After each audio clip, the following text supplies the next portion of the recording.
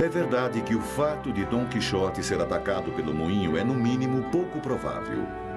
Mas muitas pessoas ainda veem a sua persistência como inspiração.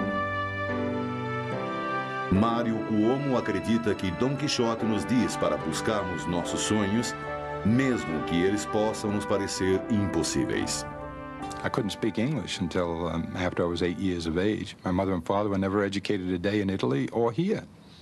They were, some unkind person once said, illiterate in 2 languages.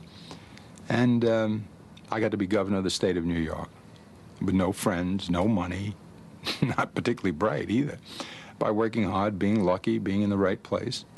There's no telling a guy like me that Don Quixote was crazy. Maybe he missed the windmill, you know, maybe he needed a little more time. But if you don't try, you don't succeed. If you don't try grandly, you don't succeed grandly. If you don't try to get to be governor, you don't get to be governor.